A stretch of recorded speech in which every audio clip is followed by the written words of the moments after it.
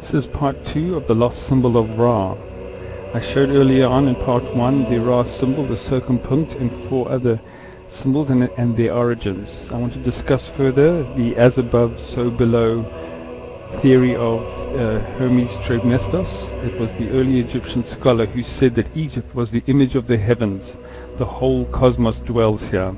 I then went on to prove that all the pyramids of Egypt, all 50, represent stars in the heavens. The reason for it was to show the X that marks the spot, the ultimate star of the god of Ra. It actually is a real star, and I have the 3 stars that we covered in part 1. They are real documented stars in 3 positions shown today. And I also want to show the origin of the Christmas tree and the connection to the Washington Monument. They both represent exactly the same thing. My hypothesis begins with the Senma tomb in ancient Egypt, a symbol of a circle and a dot, and its connection with the Freemason tracing board on record at the Bradford University in the UK, and the same phenomena of a star and a ladder coming from it, or a beam of light, in the Solomon Key parchment. 3 documents, 3 showing the same pattern of a star with a beam of light or ladder. There is a connection, and this is my hypothesis. It begins in the British Library document, the Clavicula Salomonis manuscript of a cross within a cross. That symbol on the left is the key of Solomon. This is the key in unlocking the secret and explaining what you see in the 10 o'clock position on the actual talisman drawing. I'm pointing to it right here. I believe it's Orion. Orion has the shape. Constantine claims to have seen it in the sky, a cross within a cross. He called it the Chi Rho, an X with a P through it. He has an ancient artifact from a Roman helmet, and I am sure it is a double cross. Look at the angle of the cross and the P pointer going through the middle. Those are apparently 2 stars depicted on the artifact. Look closely at the beginnings of what I believe evolved from the Chi Rho, the cross, how it's evolved over time as the sacred cross of the sky. You can see in the Solomon Key it is probably the nebula of Orion that matches the little detail you see here in the sacred double cross.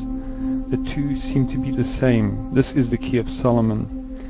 Looking also now at the extra clues in the talisman itself, there are 2 orbs on each side of the star in the middle. I believe it is the Akhet, that is the symbol for the sun, or the sunlight star on the horizon. I believe the star in position here is what is being measured on the horizon in the east and in the west. If you look at what is on the west, you'll see Orion has the same orientation that matches the angle at 10 o'clock position in the talisman drawing, this mysterious Solomon Key diagram. This is history. Going further now, taking the pieces of this secret, the outer rim has the stars in a puzzle as a cipher, and the key in starting the puzzle is following through from the direction of Orion through to the other side to puzzle piece 1, puzzle piece 2, puzzle piece 3, puzzle piece 4, puzzle piece 5, and then there's a new line, start with 6, 7, and 8. A complete pattern. What is this pattern? I believe it's the Pleiades.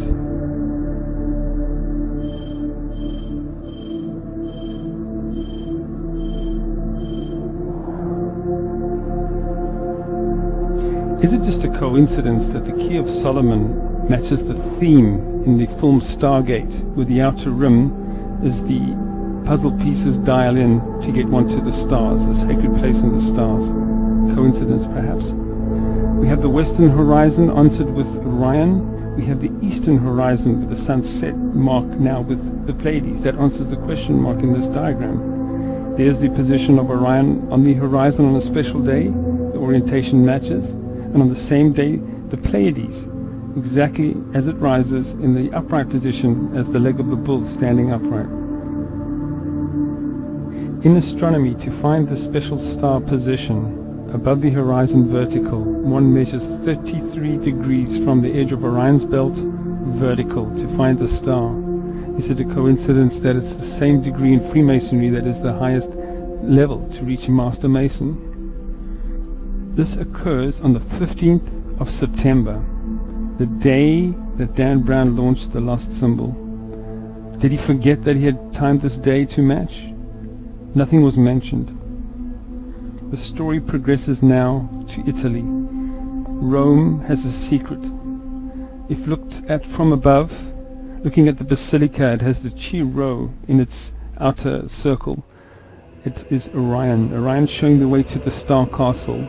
It is a star map and is in the shape of a key. The two are shown as one.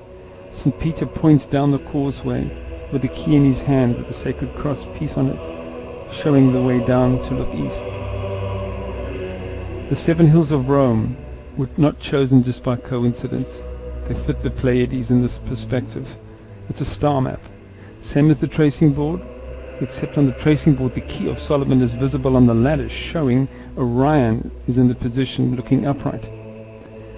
Looking at the 3 stars on the horizon on Sol Invictus, the 25th of December, a date that predates the Christ. In Rome, Sol Invictus, the Pope waves as he looks down the eastern horizon at the stars. My ancient star map theory is not only of this earth. It means our ancestors came from the stars. What about Mars? They say that there's pyramids on Mars, a human face. Look at this anomaly. Look at the eye on the right hand side. A face. And it is strewn with millions of debris that look like blocks. Blocks that are over 5 meters long. Can we build with 5-meter blocks? Yes, the Sphinx area started like that, with granite and limestone. What are the positions of the pyramids on Mars? What do they look like compared to the Pleiades? Here is the overlay. Note it is a mirror image of it. 3 sun-like stars depicted. Look closely at the anomalies and compare them with the Pleiades. There are almost 30 correlations with size and magnitude. Is it a coincidence? We have Mars, Tikal of the Maya, same pattern. Stonehenge, identical pattern, with the winterborn Stoke Barrows being the anomalies that match Mars. We have the Dendara zodiac disk, Egyptian.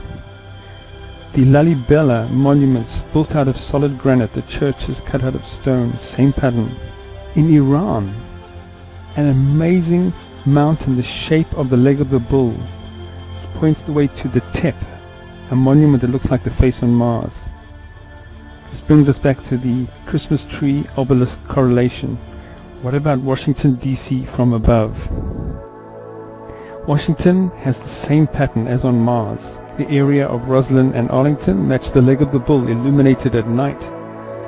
It's almost designed to attract those that came from above to re-land again at our world superpower by the obelisk, the field, the circular field by the Christmas tree. Note how the pentagon matches the same shape as that on Mars, both having a northern pointer piece. The obelisk has the Ra symbol beneath it. The $1 bill, if you overlay the 2 seals, isn't it amazing that you have the 3 stars above and the pyramid below? If one takes the Freemason interpretation of the first degree tracing board, their own document, and take the sun and the moon instead of the 2 stars I suggest are sun-like stars, you still have Washington DC being depicted in the diagram. At the 15th of September, where we measure where the star is using a set square and dividers measuring 33 degrees of arc above the horizon. We have beams of light coming down from 3 ancient artifacts. In the Senma tomb, we have it on the first degree tracing board. We have it in the Key of Solomon artifact, and it is the Yule tree. The Yule tree goes back before the time of Christ. This is the origin of the Yule tree. The Yule tree was chosen for its shape being conical, putting the star at the top, celebrating this star of human origins. How far back does it go? Well, Sumerian tablets show a man in a disc that flies in a position where the star is in context with the Pleiades. On Sumerian stela, you'll see the bird-headed gods like the Egyptians, with the disc that flies, a crescented world, not a moon, in context with the Pleiades.